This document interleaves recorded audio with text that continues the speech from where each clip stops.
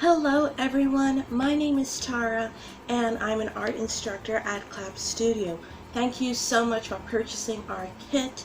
If you haven't done so already, please feel free to do so at www.clapstudio.ca. Our kits come pre-measured, pre-designed, and it is designed to create as less mess as possible to make your whole project process a lot smoother and easier. So go ahead to www.clapstudio.ca to get your very own kit now. Now for this kit, you are going to have the following pieces. A foam piece with a piece of paper cut in the center with tape behind. Foam piece B that has tape on one part and a hole on the top. Foam piece C, which is a piece of foam with a slit. Two side pieces, a square piece, a popsicle stick with a piece of tape on one end, two magnets, a dowel with a piece of tape at the end, 8 popsicle sticks, glitter foam sticker, a piece of thread, googly eyes, 2 brown and some green pipe cleaners, some rhinestones, last but not least 2 pom-poms. And the only thing that you need to get for yourself are a pair of scissors, markers, and crayons. The first thing that we're going to do is we're going to color the side that has the paper stuck on it. Not on the side that has the tape, but on the side that has the paper on it. Now our goal of this is to camouflage this piece of paper into our design. Now that I've got my path decorated, you are going to want to color and design foam piece B on the side that has the tape. And be mindful, you want to color on the side that is bigger, not the smaller side where the tape is, but on the upper side. Now that I've got both my pieces done, I'm going to go ahead and color the rest of my foam pieces. Here are a few ideas. You can use your glitter foam sticker for your design and the rhinestones as well.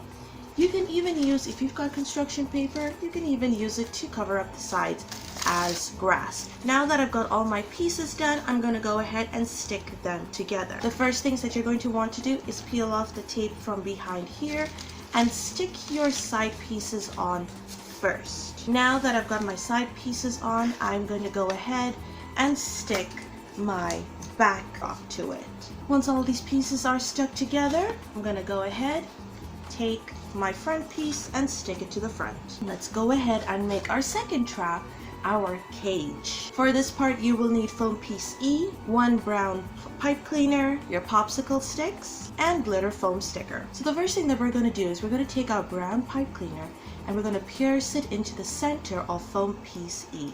Make sure it goes through like so and bend the bottom part.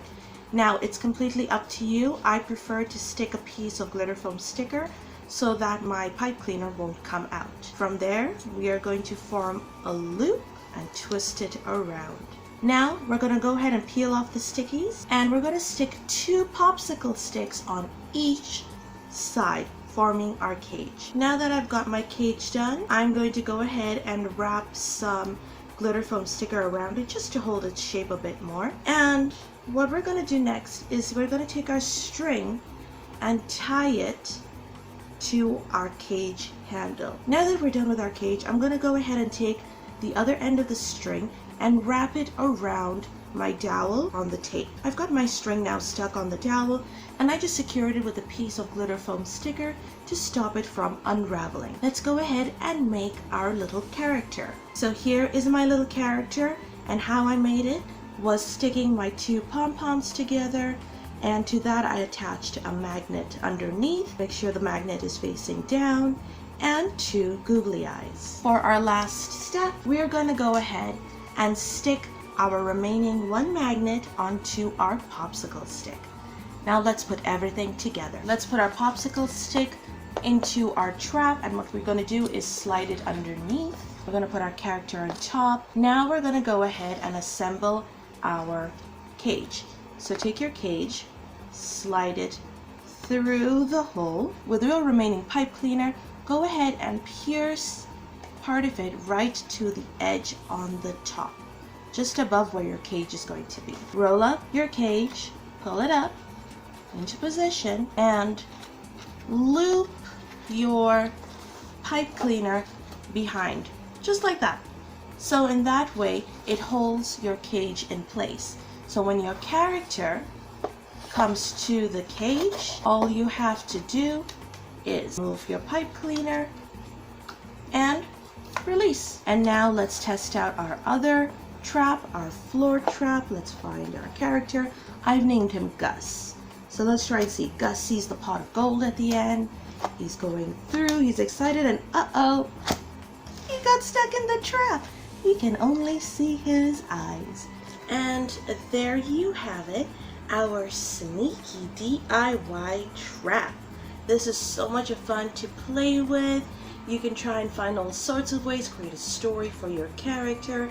It's all completely up to you. Thank you so much for watching. Don't forget, if you haven't purchased your kit yet, you can do so at www.clapstudio.ca.